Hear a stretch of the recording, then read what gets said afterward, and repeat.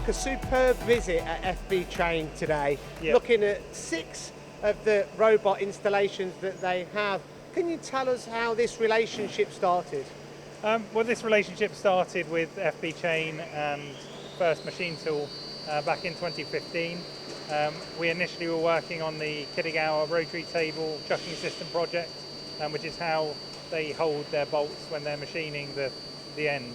So let's start with the Kitagawa Rotary Table. Obviously, this rotary table needs to be interfaced with the machine, but it also needs to communicate with the robot for unloading and loading the parts. Yeah, 100%. So the rotary table is controlled by the machine, but the actual chucking system aspect is controlled by the robot. So the robot opens and closes the chuck as and when it's loading and unloading the components. Now, we spoke to Peter earlier, and then the first installation back in 2015, I believe that the actual rotary table hasn't missed a beat since then, with over 500,000 rotations or something that we calculated. Yeah.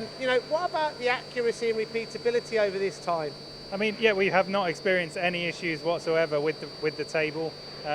There was a recent bit of maintenance that was carried out regarding replacing some wiring and replacing some pressure switches, but in terms of the mechanics of the actual table itself, it's been absolutely flawless. Now, you've recently become agents for HALTER, and obviously it's a perfect fit, it seems. How advantageous is it to First MTA to be able to supply the work holding as well as the automation?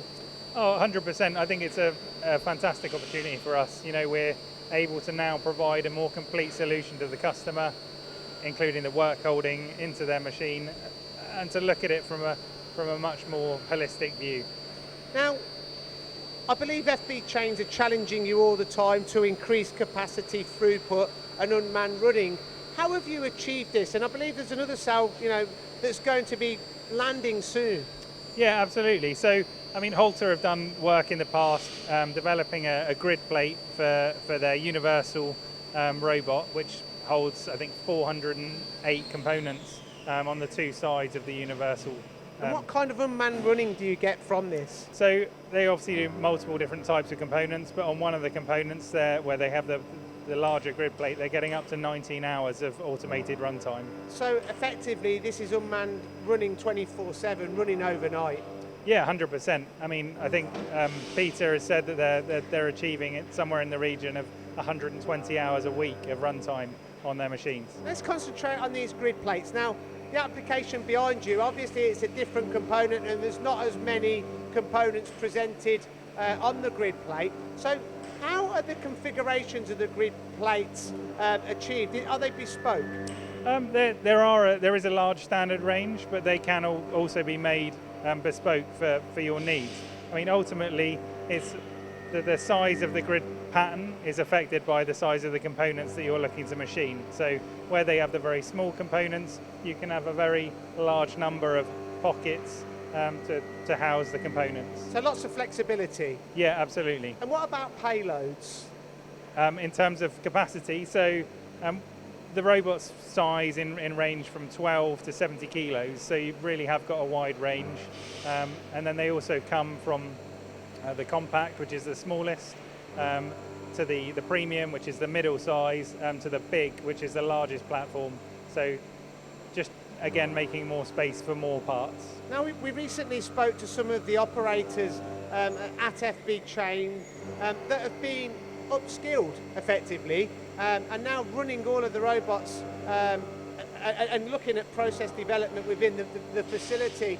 How simple is it to program the HALTER load assistant? Oh, it's very simple. I mean, that is the real beauty of the HALTER, is the user interface is very simple. It's been developed that way, and all of the sort of pre-programmed sequences are built in during the installation. So when you're actually programming the robot, it's a sort of a 5-minute process, 12 steps to go through, and then you can be up and running with your next component. We are seeing more and more installations such as this across the country. Automation is certainly key to becoming more profitable and competitive, not just in the UK, but globally. In your opinion, why should people automate? I think automation is absolutely key to the UK being competitive with the rest of the world. It's not just about making more money necessarily, it's about becoming more efficient, more cost effective, and freeing up your staff to do more interesting work, so that they're not just stood there loading parts into a machine. Marcus, now that you have enhanced your portfolio with this automated solution, how can people get in touch? They can find us on most of the social media channels, and obviously via our website, or via MTD. Yeah, just Google First MTA and you will find us somewhere.